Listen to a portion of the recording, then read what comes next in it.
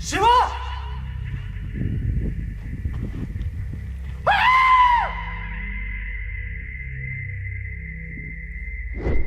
Temples. What's there inside? Just a stone, is it? Let's forget that it's God for some time. Let's talk science, okay? Let's look at the stone as a stone. Keep your gods aside for a while. I'll tell you the basics, listen. If you look at the temple structure, deep inside the sanctum sanctorum, all you will find is a stone. 6 to 7 feet or 9 feet, including the pedestal, etc. A whole lot of people are ridiculing why this much decoration to a stone. What's there in it? How can you worship this dumb stone as God? To all the idiots who are ridiculing idol worshipping, let's talk science, okay? What is it? It's a rock. What is rock? Rock is made up of metals and minerals. If you go to a valley and shout something, what does the rocks do? It will give you an echo.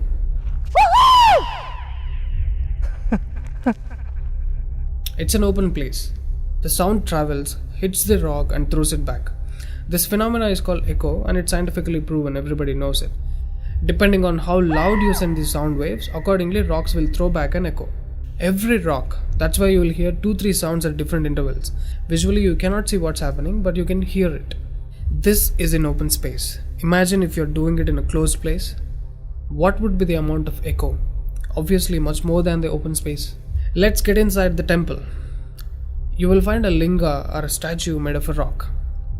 And it's placed in a closed wall structure with a Galigopuram on the top. That means a pyramid structure with a tip pointing to the sky.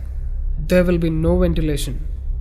Tight packed and covered with stone walls to a precision where even the light cannot enter. Now people send some sounds to the rock. Not just today, it's been practiced since thousands of years. They are sending some sounds to the rock continuously, right from the morning to afternoon to evening till night, every day. We all know that sound has a form. To all the lower IQ people, I'm going to show you a few experiments where particles form different patterns and forms due to various types of sounds. I saw a beautiful music video in this channel in which they show how water, fire, particles respond to the sound. It's an incredible experiment, you must watch it. It is a film to describe to you the effect of cymatic frequencies. Now, 72% of your body is water. 12% is earth, 6% is air, 4% is fire, and the remaining is space. Don't you think this sound has an impact on your system? Look at how drastically the water is responding to the sound. Similarly, fire.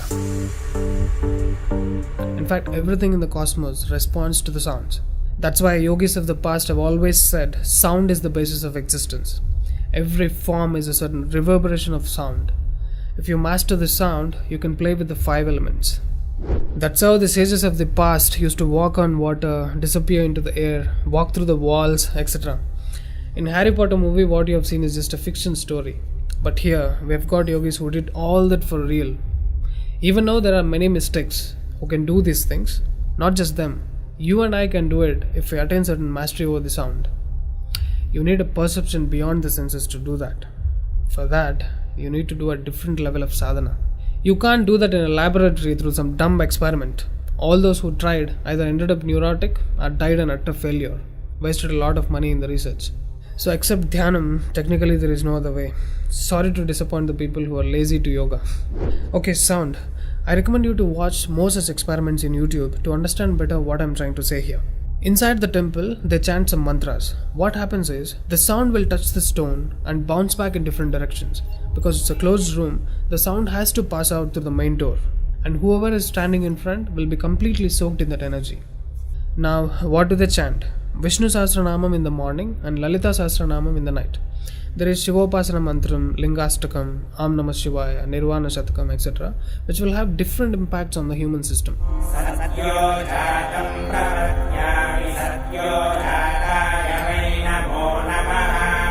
I really wanted to check what impact these sounds have on the human system.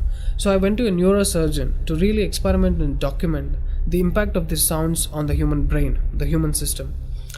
I took my friend Rahul for the EEG test. It's called electroencephalography, where you can see the brain activity, the activity of the nervous system of a person on a computer. We played Lalita Sahasranamam to him.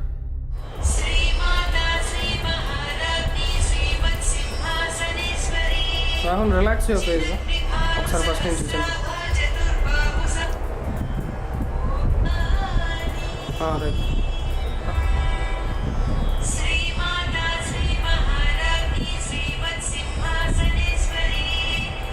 The kind of parasympathetic differences that he's getting is anonymous.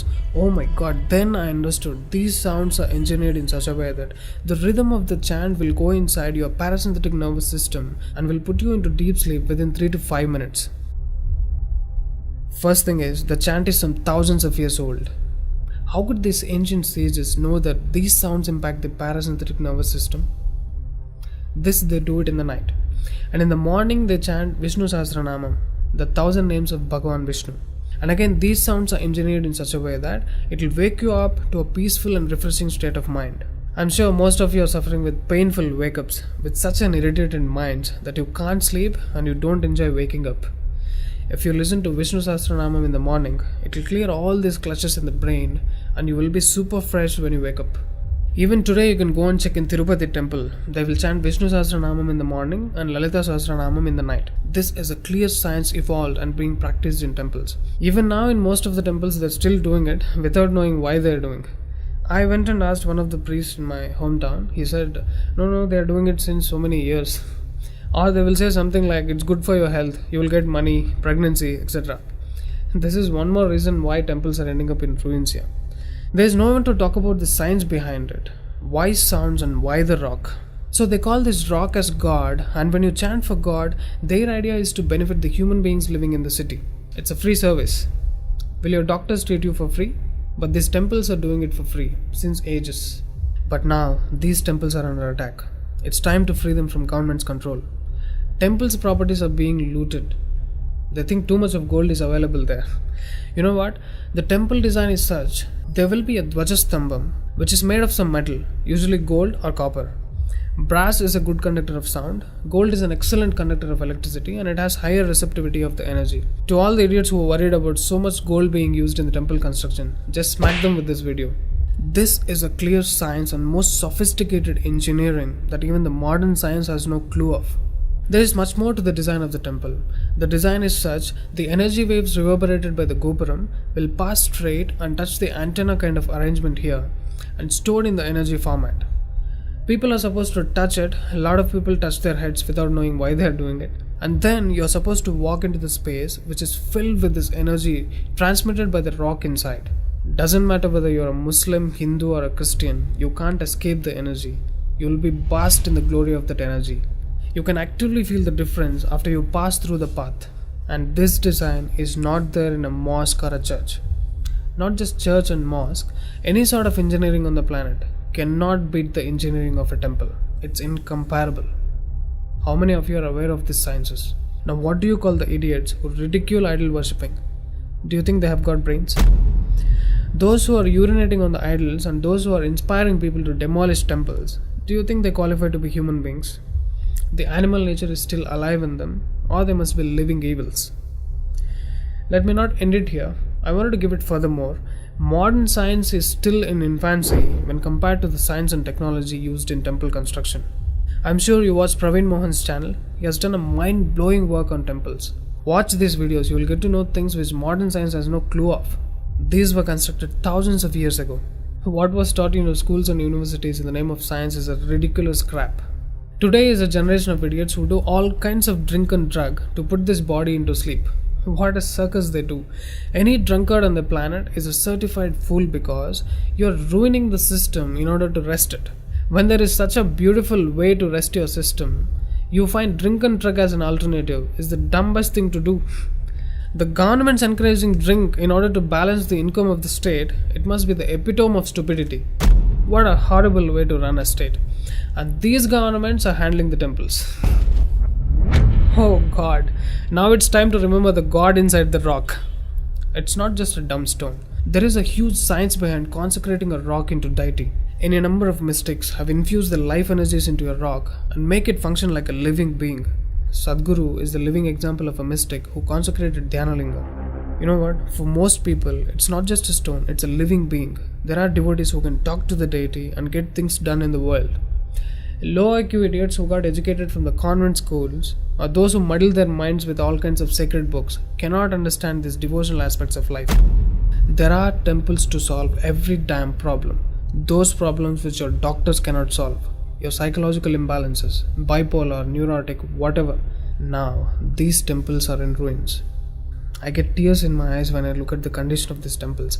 These engineering marvels, which acted as powerful devices to communicate with the cosmos, download the energies from various places of the galaxies, are now in such a horrible condition. Idiots have no idea what these temples are made for. Worst, temples are under government's control. Temple funds are being misused like hell. Temple properties are being sold. Churches are being constructed in those places. Why? Can we all keep the fights aside and unite for the cause? Free temples from government control. Don't think your gods will come and save the temples. You should wake up and do something now. Wherever you are, whoever you are, whether you're a Muslim, Christian or a Hindu, please become a part of the movement. Free temples from Sarkar.